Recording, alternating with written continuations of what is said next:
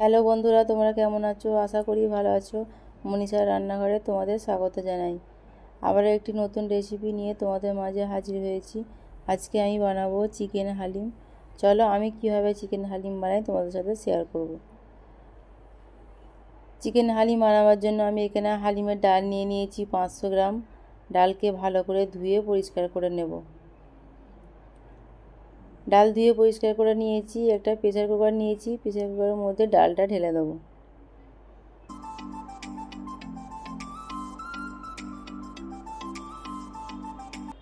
Pressure কুকারে ডাল নেওয়া হয়ে গেছে। এবার দিয়ে দেবো পরিমাণ মতো পানি।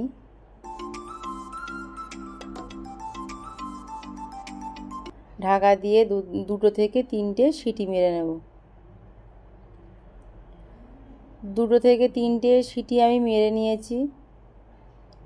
ডালটা সেদ্ধ হয়ে গেছে কি চেক করে নেব।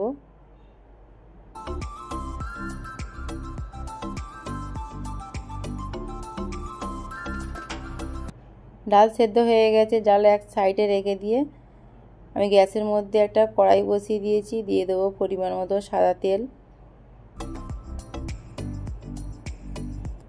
তেল ভালো করে গরম করে নিয়েছি। এবার দিয়ে দেবো পেঁয়াজ কুচি। আমি এখানে পেঁয়াজের বেরেস্তা তৈরি করব, সেই জন্য আমি বেশ কিছুটা পেঁয়াজ দিয়েছি এখানে। পেঁয়াজকে ভালো করে নেড়েচেড়ে ভেজে নেব।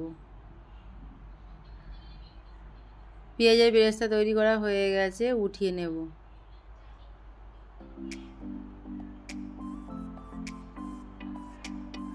একই তেলের মধ্যে আবারও পেঁয়াজ কুচি দিয়ে দেবো। পেঁয়াজটাকে কিছুক্ষণ ভেজে নেব।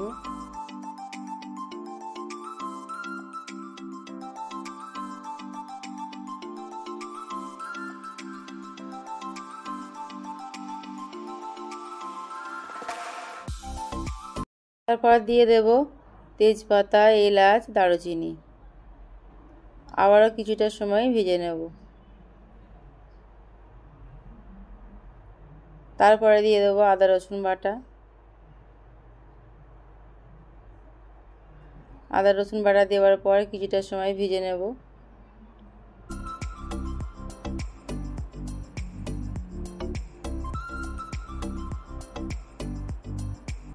আদা রসুন বাটা ভেজে নিয়েছি। অল্প কিছুটা পানি দেব। লবণ, হলুদ গুঁড়ো,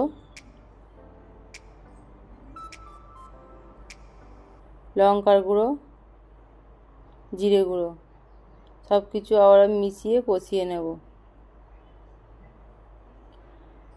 মশলা কষানো হয়ে গেছে। মশলা থেকে তেল ছেড়ে দিয়েছে। এবার দিয়ে দেবো ছোটো ছোটো কেটে রাখা চিকেনের টুকরো। আমি এখানে চিকেনের টুকরোগুলো ছোটো ছোটো করে কেটে নিয়েছি। মশলার মধ্যে দিয়ে দেবো। মাংসটা ভালো করে কষিয়ে নেব।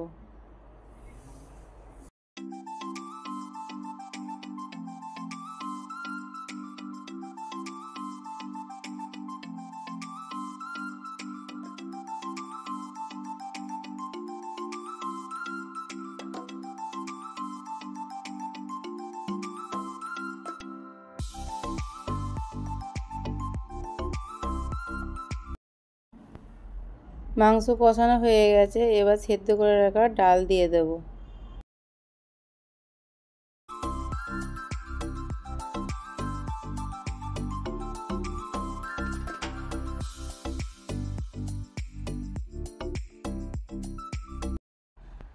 দেখো আমি এখানে একটা ডাল ঘুটনি নিয়েছি। ডাল ঘুটনি দিয়ে ডালটাকে ভালো করে ঘুঁটে নেব।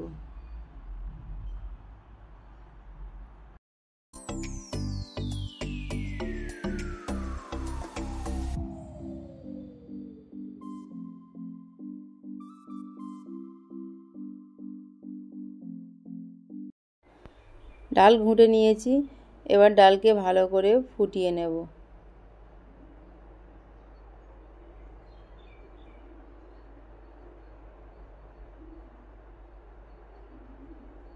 ডাল ভালো করে ফুটিয়ে নিয়েছি। এবার উপর থেকে কিছু পেঁয়াজ বেরেস্তা ছড়িয়ে দেবো। চিকেন হালিম আমাদের তৈরি হয়ে গেছে, নামিয়ে নেব। আমার রেসিপিটা যদি তোমাদের ভালো লাগে প্লিজ একটা লাইক করে দিও, কমেন্ট করে দিও, শেয়ার করে দিও। আমার রেসিপিটা যদি তোমাদের খুব বেশি ভালো লেগে থাকে তাহলে আমার চ্যানেলটা সাবস্ক্রাইব করে নিও। আবারও হাজির হব নতুন একটি রেসিপি নিয়ে। সবাই ভালো থেকো, সুস্থ থেকো।